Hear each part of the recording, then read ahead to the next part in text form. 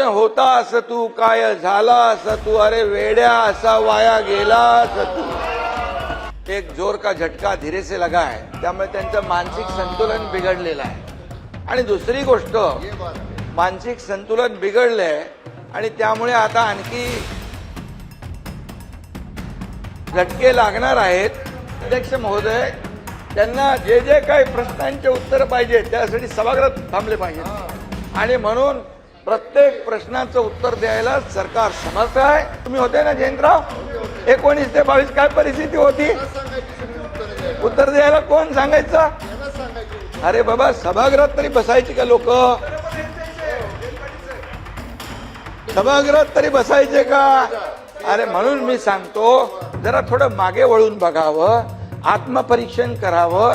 येऊन इथे काहीतरी बडबड करून जायचं आणि सभागृहाचा वेळ वाया घालवायचा। आणि म्हणून मी आपल्याला सांगतो, विजय भाऊ तुम्ही समजदार आहे, तिथे जयंतराव, नाना भाऊ, तुम्ही बी त्यांच्या नादाला लागले काय, पोराटोरांच्या नादाला लागले। अरे ते तुमचे हे कुठे गेले, मित्र कुठे गेले, हे बाकी लोक कुठे गेले? घरी गेले का? अध्यक्ष महोदय, मगाशी मी सभागृहात नव्हतो मी मगाशी ते चर्चा चालू होती ती, मंत्र्यांनी मला सांगितलं आणि तुम्ही तसे निर्देश देखील दिलेले आहेत। मला एवढंच सांगायचं आहे की सभागृहाचं कामकाज जे आहे तुमच्या अध्यक्षतेखाली चालतं। आज मी त्यांना सांगू इच्छितो की काल जो एक जोर का झटका धीरे से लगा है, त्यामुळे त्यांचं मानसिक संतुलन बिघडलेलं आहे। आणि दुसरी गोष्ट, मानसिक संतुलन बिघडलंय आणि त्यामुळे आता आणखी झटके लागणार आहेत। अध्यक्ष महोदय, तुम्ही सभागृहाचं कामकाज नियमानुसार चालवता आणि आजपर्यंत तुम्ही दिलेले निर्देश आणि तुमच्या अध्यक्षतेखाली या सगळ्या विरोधी पक्षाला देखील त्यांचे मांडण्यासाठी, प्रश्न मांडण्यासाठी जो काही वेळ देता तो आतापर्यंत कधी विजय भाऊ दिला होता का?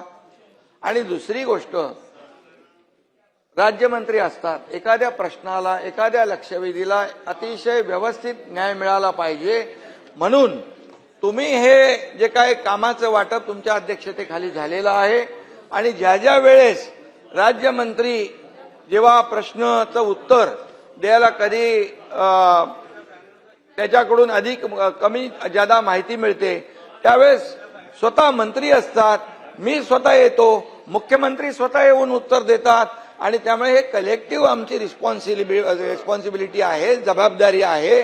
त्यामुळे काय आता काय झालंय, त्यांच्याकडे मुद्दे नाहीये, ते डेस्परेट झालेले आहेत, फ्रस्ट्रेट झालेले आहेत आणि आता त्यांचं मानसिक संतुलन बिघडलेलं आहे।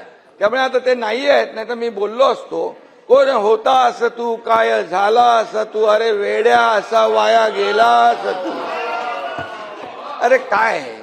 त्यामुळे अध्यक्ष महोदय, त्यांना जे जे काही प्रश्नांचे उत्तर पाहिजे त्यासाठी सभागृहात थांबले पाहिजेत आणि म्हणून प्रत्येक प्रश्नाचं उत्तर द्यायला सरकार समर्थ आहे। बिलकुल आम्ही समर्थ आहोत। प्रश्न मांडण्याची जबाबदारी जी आहे ती त्यांनी पार पाडली पाहिजे। नुसतं स्टंटगिरी करून येऊन इथे काहीतरी बडबड करून जायचं आणि सभागृहाचा वेळ वाया घालवायचा। आणि म्हणून मी आपल्याला सांगतो, विजय भाऊ तुम्ही समजदार आहे, तिथे जयंतराव, नाना भाऊ, तुम्ही बी त्यांच्या नादाला लागले काय, पोराटोरांच्या नादाला लागतात असं काय। त्यामुळे अध्यक्ष महोदय, पूर्णपणे या ठिकाणी सभागृहामध्ये विरोधी पक्ष जे जे काही या शेतकऱ्यांचे प्रश्न मांडा, या महाराष्ट्रातल्या जनतेचे प्रश्न मांडा, जिथे शेतकऱ्यांच्या अडचणी आहेत ते प्रश्न मांडा, त्याला उत्तर द्यायला आम्ही लोक खंबीर आहोत। सरकार खंबीर आहे। प्रत्येक याला पैसे शेतकऱ्यांना आतापर्यंत, नाना भाऊ, आतापर्यंतच्या इतिहासामध्ये मी 2.5 वर्ष मुख्यमंत्री होतो, आता देवेंद्रजी काम करता, आतापर्यंतच्या इतिहासात 45,000 कोटी रुपये शेतकऱ्यांना देण्याचं काम केलंय। 15,000 रुपये नुकसान भरपाई। त्यानंतर तुम्हाला सांगतो, पहिलं तुमच्या काळामध्ये एनडीआरएफच्या निकषाने पैसे देत होते, आम्ही एनडीआरएफच्या दुप्पट केलं। 2 हेक्टरचं 3 हेक्टर केलं. सततच्या पावसाचं नुकसान मिळत नव्हतं ते दिलं. अरे बाबा, गोगलगाईंनी केलेलं नुकसान पण मिळत नव्हतं तेही चालू केलं आम्ही. 6,000 रुपये प्रधानमंत्री मोदीजी देतात, 6,000 आपण चालू केले महायुती सरकारने. हे लक्षात ठेवा ना तुम्ही. आणि त्यामुळे काही पैसे नाही दिले, काहीतरी शेतकऱ्यांवर अन्याय केला, हे खोटं नाटक चालणार नाही. महाराष्ट्रातल्या जनतेने दाखवून दिलेलं आहे. जागा तुमची, तुम्हाला बोलत नाही, जागा दाखवून दिलेली आहे. आता ही एकदम अशी होत चालली आहे. अगदी इकडे आता इकडे बाहेर पडतील तिकडे. आणि त्यामुळे मी आपल्याला सांगतो, अध्यक्ष महोदयांचा निर्णय अंतिम असतो. अध्यक्ष महोदयांचा निर्णय चुकीचा, अरे तुम्हाला काय बोलायचा अधिकार आहे? अध्यक्ष महोदय म्हणजे नियमाने हे सभागृह चालतं. हे सभागृह सार्वभौम आहे, याचं पावित्र्य राखणं आपलं काम आहे. त्यामुळे आम्ही सगळे काय सर्व 19 ते 22 काय होतं तुम्ही लक्षात, तुम्ही होते ना जयंतराव? 19 ते 22 काय परिस्थिती होती? उत्तर द्यायला कोण सांगायचं? अरे बाबा, सभागृहात तरी बसायची का लोक? सभागृहात तरी बसायचे का?